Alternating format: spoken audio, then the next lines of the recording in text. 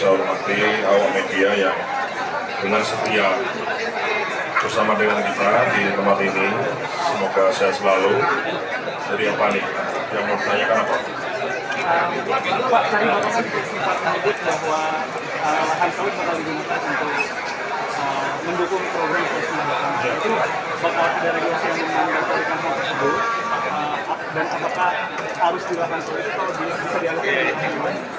Bukan begini. Jadi lahan pangan kita ya, swasembada pangan. Memang sawit juga bagian dari pangan, tapi pangan yang kita maksud ini adalah pangan yang hari kita makan.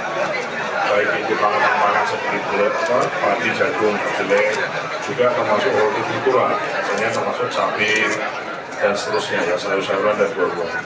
Jadi maksudnya begini, lahan baku sawah kita 7,4 juta hektar, lahan baku sawah ya.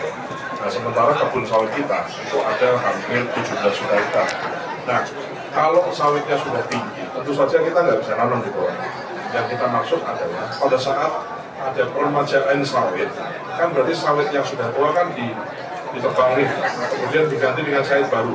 Nah, sawit baru itu kan artinya tidak tinggi sehingga sampai dengan sawit ini menghasilkan penghasilan untuk petani sawitnya itu selama 5 tahun sampai dengan dia bisa panen pertama.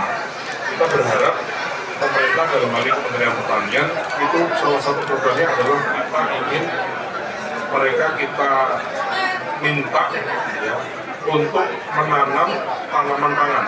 Ada dua keuntungan. Yang pertama, mereka untung sampai dengan sawitnya menghasilkan keuntungan buat dia. Menunggu 5 tahun ada penghasilan untuk petani. Keuntungan yang kedua adalah pemerintah jadi punya tambahan produksi tanaman pangan kita. Nah, itu yang kita harapkan dari kopi nanti baik perusahaan maupun petaninya bisa melaksanakan itu.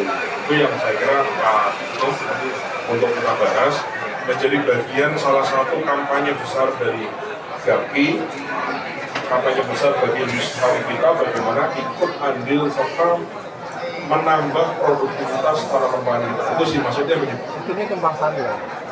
Iya, kembang sari. Pak, selain masalah ini Pak? Sudah ada kan yang sudah berhasil sudah ada. Sudah ada Pak. Produktivitasnya gimana Pak? Memang produktivitasnya tidak mungkin terus tinggi sekali. Kalau nggak salah 2,5 ton per hektar gabah, ya lumayan lah. Maksud saya, memang kan beda kalau sawah ya. Sawah itu kan airnya jelas, pupuknya jelas. Memang dia dedicated untuk nanam padi, ya itu bisa sampai 6-8 ton per hektar. Tapi kan ini kan buat tambahan gitu loh, buat tambahan. Nanti kita income lumayan dengan 2 ton atau 2,5 ton per hektar kan kali sekian saya kira juga lumayan untuk menambah produktivitas kita. Nah, untuk program penyelesaian sengketa lahan sawit itu kan bagaimana Pak? Nah, ini sekarang lagi dibahas ya. Tentu saja bukan sebetulnya kalau pertanian kan kita ikut memberikan data saja, tentu saja yang lebih banyak domainnya adalah Kementerian Kehutanan dan ATR BPN. Kalau kita ini apapun keputusannya kitalah yang akan membina.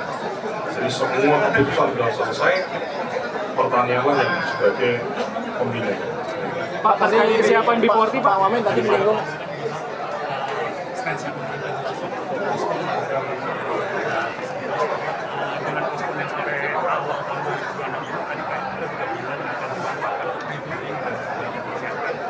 secara teknis persiapannya adalah seperti apa?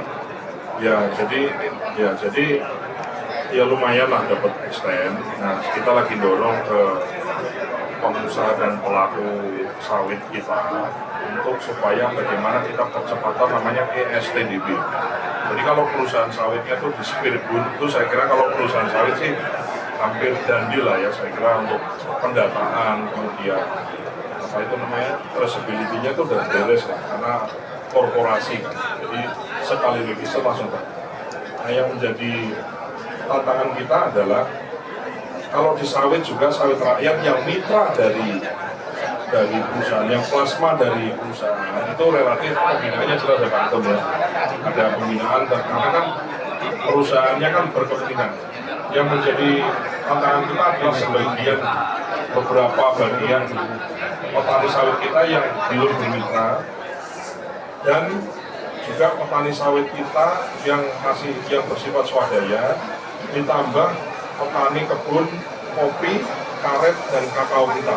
Karena kopi, karet, dan kakao beda dengan sawit. Kalau sawit kan secara korporasi banyak perusahaan yang membinanya, tapi kalau kopi, kakao, sama karet masih